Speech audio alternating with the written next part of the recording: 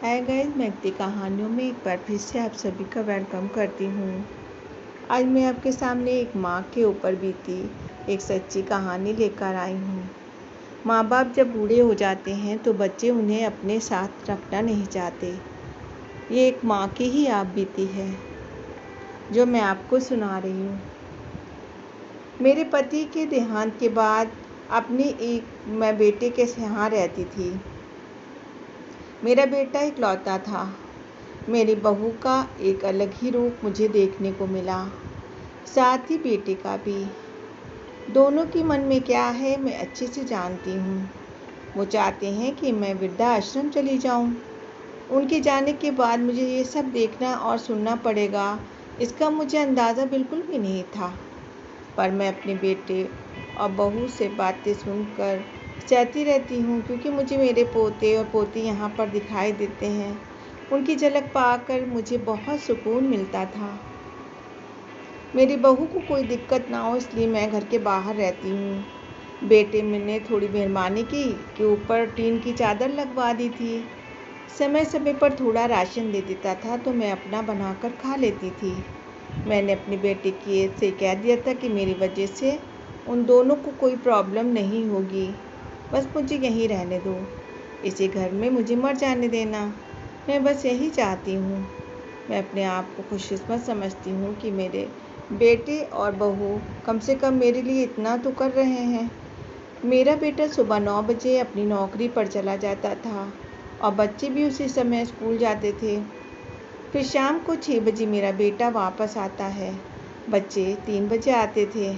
उन्हें आते जाते निकलते देखकर मुझे बहुत सुकून मिलता था। मेरे पति के दोस्त थे, उनकी पत्नी का भी स्वर्गवास हो गया। उस समय पर वो हमारे घर पे आया करते थे। उनसे हमारे अच्छे रिश्ते थे। उनका घर हमारे घर से थोड़ी दूरी पर था। पैरों में समस्या हो गई थी, ठीक से चल नहीं पाते थे। बड़े दिनों के बाद मेरे यहाँ आए। मुझे उन्हें देखकर अच्छा लगा। उनका हाल भी मेरी ही तरह था। बच्चे अब उनसे भी परेशान थे। आकर मेरे पास अपना दुखड़ा रोते रहे और उन दिनों को याद करते थे कि बुढ़ापा हम जैसे को बहुत रुलाता है। उनकी पत्नी का स्वर्गवास हो गया था और उन्हें चलने उठने में भी समस्या थी, इसलिए वो तो अपना खाना भी नहीं खा पाते थे। मेरे पास आए तो मैं समझ गई कि इतनी मुसीबत से चलकर पुराने दोस्तों के यहाँ चाय और खाने की वजह से ही जाते होंगे। उनकी भी अपनी ही मजबूरी थी। वो आए तो मैंने उनके लिए खाना बनाया और उन्हें खिलाया। वो मना कर रहे थे कि नहीं खाना, पर मुझे पता था कि उनको भूख लगी है। मेरी बहू ने मुझे और उन्हें खाना खाते देख लिया और कुछ भी न बोली। ऐसे ही वो यहाँ 2-3 बार आए। जब भी वो आते तो मैं उन्हें खाना खिलाती थी। फिर उनके जाने के बाद जब मेरा बेटा आया तो बहू कहती है कि तुम्हारी माँ कितनी बेशर्म है, पता नहीं किस किस को आजकल बुलाकर खाना खिला रही है। बड़ी मुश्किल से कमाया जाता है और ये लुटाने में लगी हैं। इनका राशन बंद कर दो, कुछ दिन भूखी रहेंगी तो खुद ही अकाल ठिकाने आ जाएगी। मैंने कहा कि मैं अपने हिस्से का उन्हें खिलाती हूँ, तुम्हारे पिता के पुराने मित्र हैं। फिर भी बहू का उल्टा सीधा बोलना शुरू कर दिया। घर के बाहर रहकर इनको आज़ादी मिल गई है, पता नहीं क्या क्या करती हैं। बेटा भी बोला कुछ दिन भूखी ही रहने दो इन्हें। मुझे मेरे बेटे ने घर के पीछे सीढ़ी के पास ले जाकर बिठा दिया। कहा अब यहीं बैठो।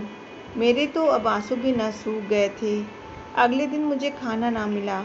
मेरे टीन के उन छोटे से कमरे को भी बहू ने तोड़ दिया। एक दिन पूरा भूखा रहने के बाद मैंने सोचा कि मैं कितना गलत कर रही हूँ।